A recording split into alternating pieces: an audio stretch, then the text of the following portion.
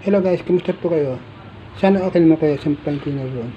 Ngayon tutulok sa inyo kung paano alisin yung bara ng CR na hindi siya bumabara at nahirapan tayo mag-plus ng CR. Ay tuturuan ng paano tanggalin ang bara ng CR na hindi naman siya nag-overflow o yung tangke natin, hindi, akala natin nag-overflow, hindi. Ang dahilan pala yun ay barado ang ating CR. Ngayon, ito ang mga gagamitin natin. Gagamit tayo ng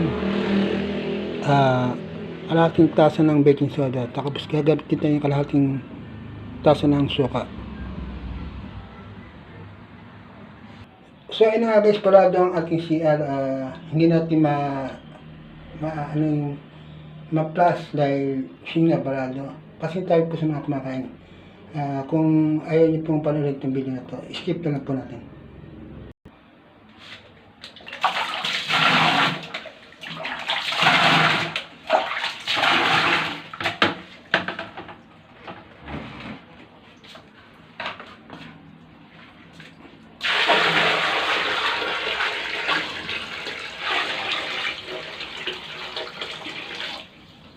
So yun nga guys, umaapo ko. Ayaw niyang ayaw niya mag-plus. Pasintabi po sa mga pagkain na. Kaya kailangan natin siyang i-bombahin para mag-plus. Dito po medyo na. Ayan guys, akala po ba pero matindi yung kako.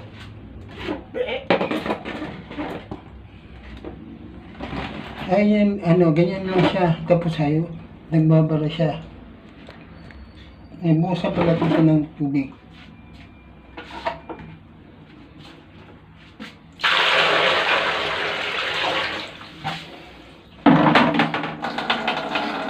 Ano guys, ano po ito? Tapos, ayaw ito buto. Ayan yung buto.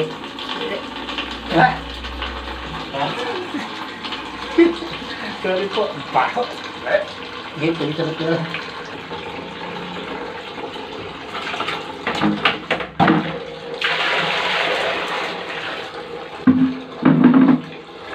Ayan guys, maraming ang siya na ayaw mag-protein, bakit yung ba natin?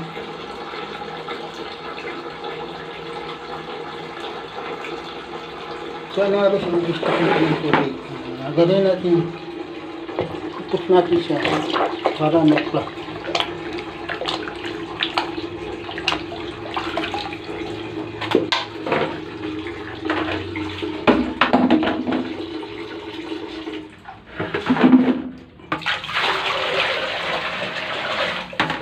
Ayun na guys, halos ayun yung bumaba yung tubig nila.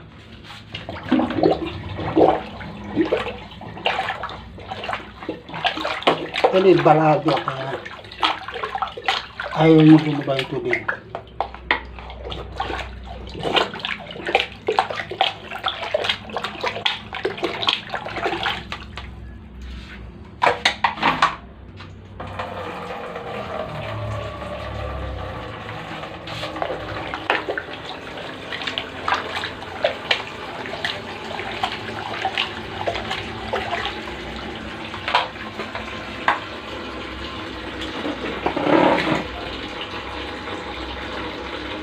So ano nga guys, ngayon lang bumaba yung tubig, ang tagal, hinti ko pa.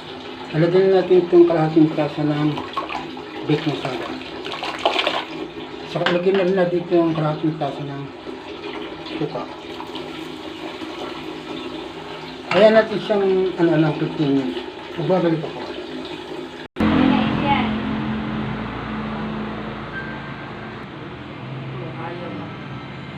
Huwag ka muna mag-cellphone.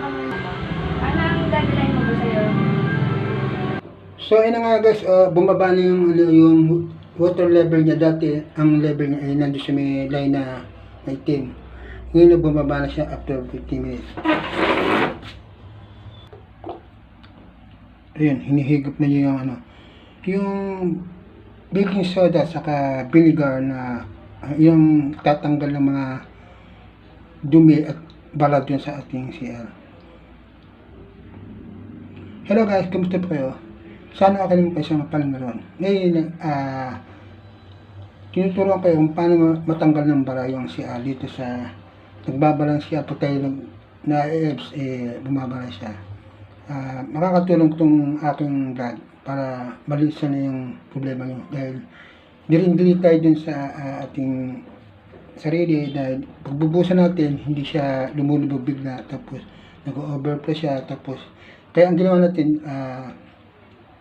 inano natin siya binuhusan mo sa binuhusan tapos pinamp natin siya tinagalin mo natin yung bara tapos binuhusan ulit siya umapaw tapos binuhusan ulit natin basta pinamp natin bumaba yung level tapos ang gagamitin lang natin ilagyan natin siya ng baking soda, kalating tasa ng baking soda sa kalating tasa ng vinegar kahit ang suka tapos nilagyan natin siya sa bowl ng toilet tapos hinayaan natin siyang mababad siya ng 15 minutes tapos nag-init na lang tayo ng tubig na bubuhos natin dito after 15 minutes tapos saka natin bubuhusan ng titingnan natin kung pagbuhos natin ng tubig magpaprasa siya ng maayos kaya ang tabayan lang po natin huwag po tayong i-skip at huwag natin i-skip ng mga commercial para makatulong sa mga content creator na tulad ko. Kung bago lang sa channel ko, please subscribe my channel, like and share, and hit the bell para update na ko. Ngayon ituturo sa atin sa inyo ang paano pagtanggal ng balat sa CR na matang natin yung problema, nakakasukan, katiri, hindi tayo, ayan.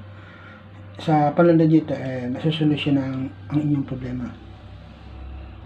Konting gastos lang, akala natin, ang problema puno na yung ating inodoro o yung tangke nisip natin na kaya hindi siya bumaba yung pala ano lang nag-overflow lang yung nagbabala lang yung mga substance na EBS natin yun sa daloyan ng dumi doon pagtungo sa tangke ng CR. Malaking tulong to para sa inyo.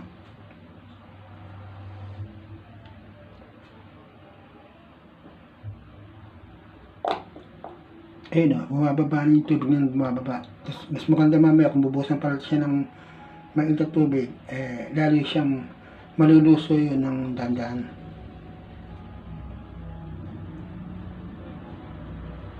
Passing tabi lang po sa kumakain dyan. Kung ayaw niyo po itong video na to, skip nyo lang po o i-leave nyo lang po. Pasensya na po.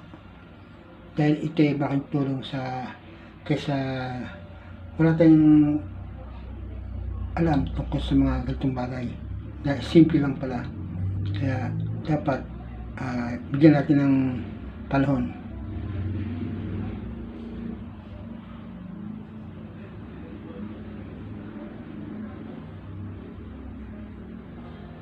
So ayun nga guys, kumukulo na yung tubig, isahin natin ito after 15 itong tignan mo dito sa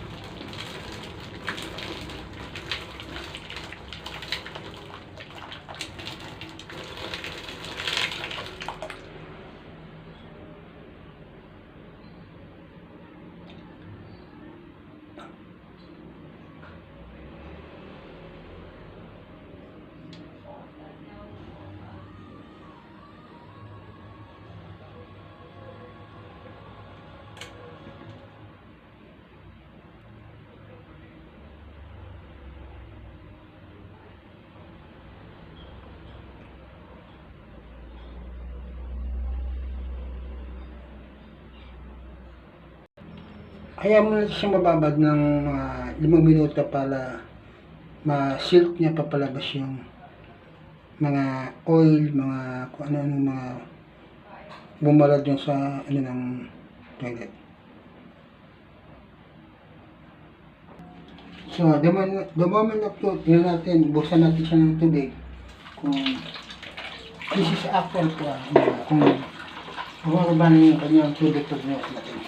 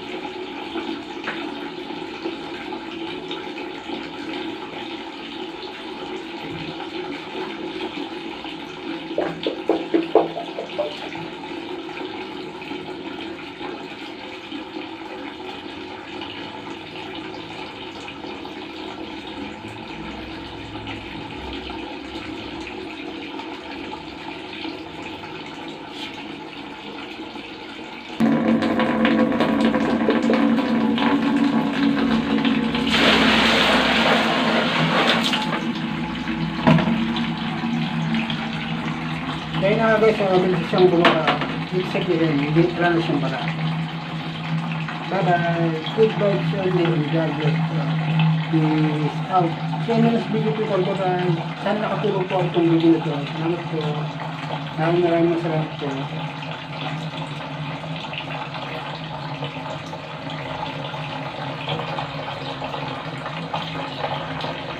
Until nag-move yung level. Tapos pag tumunog ko siya ng tuk tuk tuk tuk tuk. Yung nasa level na siya na sabihin, na-wash out yung edge natin kung kung sa niya ang pinang toilet. Guys, kung hindi pa satisfied sa unang ano natin gawa, pwede natin ulitin uli ng maybe 2 weeks or 1 week para tuloy na mawala yung bala ng kanyang bawal sa siyan ko. Wala lang ba